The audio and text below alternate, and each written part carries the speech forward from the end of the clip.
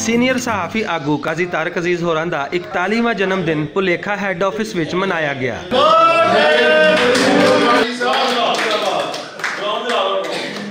जन्मदिन की इस तकरीब विच सीनियर सहाफ़ी नईम मुस्तफा, नूर हसन राणा, हाजी गुलजार चौधरी, सदर PUJ शहजाद हुसैन भट्ट ते सदर UK press club Mubeen Chaudhry होरां ने शिरकत की ते इस तकरीब की मेज़बानी chairman Punjabi media group Mudassar Iqbal Bhatt होरां ने की। इस मौके ते सहाफ़ी रहनुमावां ने काजी तारक अजीज़ होरां दे काम नूं सलाया ते उन्हां दी जन्मदिन दे मुनासबत नाल मुबारकबाद दे नाल लंबी हयाती दीआं दुआवां भी दित्तियां। अज असीं सारे काजी तारक की सालगिरह मना रहे हैं और काजी तारक एक सीनियर मोस्ट जर्नलिस्ट है जिहड़ा ना सिर्फ ऑन रिकॉर्ड का एडिटर भी है बल्कि मुख्तलिफ अखबारों वड्डे ओहदियां ते रहा है। काजी तारक एक ऐसी शख्सियत का हामिल शख्स है जिहड़ा Lahore press club, Punjab union of journalist और Pakistan federal union of journalist की सियासत का महवर है।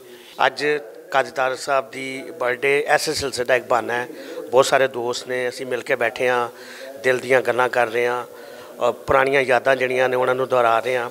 मिलन बैठन का एक बहाना है और ये जिहड़ा मौका है फराहम करने वास्ते भट्ट साहब का शुक्रिया कि उन्होंने इहो जी खूबसूरत महफिल सजाई। काजी तारक साडा वो दोस्त है जिहड़ा बिल्कुल बेलौस दोस्तों के नाल मुहब्बत करता है और हमेशा साडी मुहब्बतां दे शामिल होया और असीं भी उहदी खुशी दे विच शामिल होने लई इत्थे आए हैं। काजी साहब जिन्ने दोस्त ने मिलनसार बाइखलाक बड़े प्यारे दोस्त ने, उन्हां दी छोटी छोटी जिन्हां खुशियां च शरीक होना साढ़े जैसे सारे दोस्तों का मेरा ख्याल है कि खुशी का सबब बने। तो दुआ है कि अल्लाह काजी साहब नूं लंबी जिंदगी अता करे। सहाफ़ी आगुआ ने इस मौके ते सहाफ़ी बरादरी नूं दरपेश मसाइल ते भी तफसीली गुफ्तगू की ते हर सहाफ़ी तंजीम वालों सहाफ़ी बरादरी की फलाह वास्ते अगे वध के काम करन दी जरूरत ते जोर दिता ते इस उम्मीद का इजहार भी किया कि नवीं सहाफ़ी क़यादत अपनी बरादरी की बेहतरी वास्ते अपना भरवां किरदार अदा करती रहेगी। कैमरामैन ज़िशान भट्ट दे नाल असगर अली, भुलेखा TV, लाहौर।